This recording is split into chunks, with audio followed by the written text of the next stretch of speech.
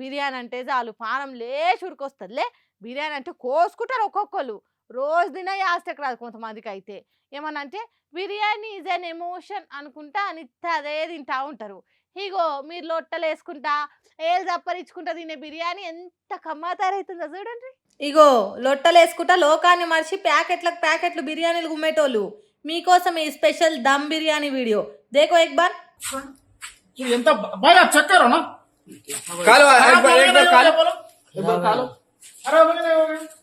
पूरा देखो ये फ्रिज बोलते क्या भैया ये अब कैसा देखो ఎంత గలీజ్ అంటే బిర్యానీలు ఎంత మోసం ప్రజలు మోసం చేస్తున్నారట. స్టాక్ మెయింటైన్ చేసి మొత్తం ఎన్ని బిర్యానీ భయ్యా ఏ కోన్ కా సక్తే బోలో బోలో ఇదో సామాన్. అర్థమైందా సీన్ ఏ లెవెల్ ఉందో.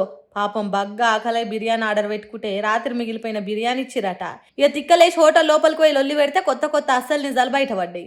మళ్ళీ ఇదేడనో ఊరు బయట కూడా కాదు, హైదరాబాద్ నడీపట్నంలోనే రాత్రి మిగిలిపోయింది ఫ్రిడ్జ్లో పెట్టి దాన్ని మళ్ళా తెల్లారి వేడి చేసి అమ్ముతుర్రట.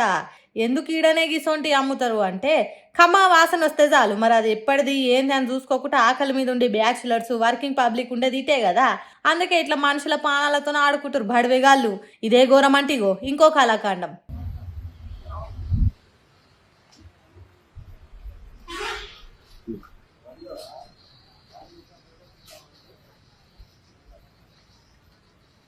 మైలవట్టిన బట్టలను సర్పి నీళ్ళల్లో నానబెట్టి దొక్కినట్టు ఎట్లా దొక్కుతుండో కదా. ఏంటి ఇవి అని చూస్తుర్రా? అవేంటి అనుకుంటారు, బిర్యానీలో వాడే మసాలా దినుసులు. ఎంత నీట్గా అడుగుతుండో కదా. ఈ ఘోరం అటు ఆంధ్ర ఫేమస్ గుంటూరులో అయింది. ఇంత ఘోరంగా పైన పటారం లోన లోటారం అన్నట్టు తయారు చేస్తే మనుషుల పానాలు ఏం కావాలి ఏం కథ. అరే పైసలు పెట్టుకొని పానాలు ఖరాబ్ చేసుకున్నట్టే కదా. సప్పుడు చేకి ఇంట్లోనే వండుకొని తినరి, ఓ 4 రోజులు ఎక్కువనన్నా బతుకుతాము. మొదలైంది, షురు అయింది. లాక్డౌన్కు కౌంట్ డౌన్ షురు అయింది. ఒక్కొక్కటి జనాలను తిప్పల పెట్టేదానికి తయారుంటున్నాయి. సరుకులు, సామాన్లు, పెట్రోలు, డీజిలు, గ్యాసు, తిండి తిప్పల ఇట్లా ఒక్కొక్కటి దూరం అవుతుంటే ఎట్లుంటుందో తెలుసుకొని చాలా జాగ్రత్తగా ఉండుండ్రి. అవును లాక్డౌన్ మొదలైంది. ఓ నేను చెప్పేది మన దేశంలో కాదు, బీడు బిచ్చం కళ్ళుద్దరా అన్నట్టు బతికెళ్ళదిస్తున్న పాకిస్తాన్ దేశంలో. యుద్ధంలో ఎవ్వరు గెలిచినా 2 దేశాలకు నష్టమే జరుగుతుంది అనేది పాత ముచ్చట. కానీ ఇప్పుడు పక్క దేశాలకు ప్రభావితం అయ్యే దేశాలకు కూడా నష్టమే జరుగుతున్నది. హార్ముజ్ జలసంధి కాడ ఇరాన్ దేశం గిట్టని దేశాలను తిప్పల పెడుతున్నది. అమెరికా దేశానికి దగ్గర దేశాలకు ఆయిల్ పోకుండా వేస్తున్నది. అందుకే పాకిస్తాన్ దేశం పర్షాన్ అవుతున్నది. పడరాని పాటలు వడలేం దేవుడా అని స్మార్ట్ లాక్డౌన్ పెట్టుకుంది పబ్లిక్ కు. కరోనా కాలంలో ఎసొంటి జాగ్రత్తలు తీసుకున్నారో అంతకంటే కొద్దిగా తక్కువనే గానీ ఇంచుమించు అసొంటి గడియలే దాపురించినాయట. అక్కడి సర్కారు కానూన్ కాగితం విడుదల చేసింది. ఆయిల్ రాకుంటే అంత గందరగోళం అవుతుంది, ఉన్న కొద్దిగానైనా కొసరి వాడుకోవాలి, లేకుంటే చేతులు ఎత్తేసి చెత్తేయించుకొని బుక్కే కథనే అవుతుందని 8 గంటలకే అన్ని తీర్ల షాపులు గీపులు అన్ని బంద్ పెట్టాలట. 10 గంటల వరకే తిండి దొరికే హోటళ్లు, పెండ్లీలు, పేరంటాలు కూడా చాలా తక్కువ మందితో చేసుకోవాలని చెప్పిండట.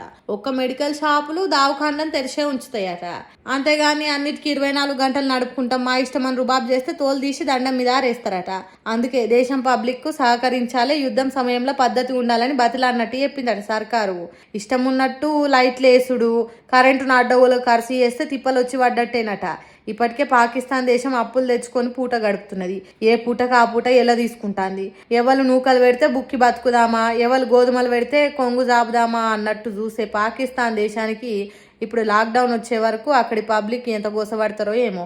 అందరితో మంచిగుండి హాయ్ బాయ్ అన్నట్టుంటే ఇప్పుడు గింత తిప్పలు వచ్చేది కదా. పెన్లాంతో తన్నులు తిన్నా పెగ్గలకు మాత్రం తక్కువ లేదన్నట్టు చేసే పాకిస్తాన్ దేశానికి మంచి పనే అవుతున్నదని మాట్లాడుకుంటారట.